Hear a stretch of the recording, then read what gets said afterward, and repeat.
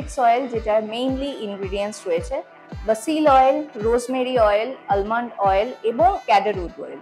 তো এইগুলো নিয়ে অ্যালোপেক্স অয়েল তৈরি হয়েছে। অ্যালোপেক্স অয়েল কিন্তু মেইনলি অ্যালোপেশিয়ার জন্য। আমরা যদি অয়েলটা উইকে 2 দিন অন্তত ইউজ করতে পারি তাহলে কিন্তু ফ্রিজনেসটা কমে যাবে এবং সাথে সাথে হেয়ার ফল এবং রিগ্রোথ শিওর হবে। তো ওর ওপর একটু অ্যাপ্লাই করে আপনাদেরকে দেখিয়ে দিতে।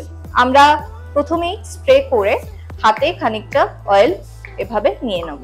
এই অয়েলটা আবারও আমরা এই দুটো আঙুল দিয়ে চুলে যে জায়গাগুলো ফ্রিজি হয়ে গেছে সেই জায়গাগুলোতে আমরা অ্যাপ্লাই করব এবং গোড়াতে আমার প্রত্যেকটা জায়গায়, যে জায়গাটা আমরা দেখালাম যে একটু আগে যে ফাঁকা হয়ে গেছে সেই জায়গাটাতে এরকম ভাবে জাস্ট অয়েলটা লাগিয়ে আমরা আবারও ঠিক এরকম ক্লকওয়াইজ অ্যান্ড অ্যান্টি ক্লকওয়াইজ আমরা রাব করব এবং দেন আমরা চুলে পুরো লেন্থে ভালো করে এই অ্যালোপেক্স অয়েলটা ভালো করে এরকম ভাবে লাগিয়ে নেব।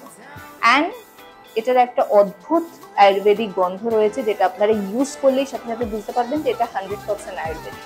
তো সেই কারণে কোনো রকম কোনো চুলের ক্ষতি হবে না এবং চুল হেলদি এবং বেবি হেয়ার এবং রিগ্রোথ এবং হেয়ার ফল সব কিছু কিন্তু একসঙ্গে কমবে। Thank you from Sohini Cares. Love you from Sohini cares.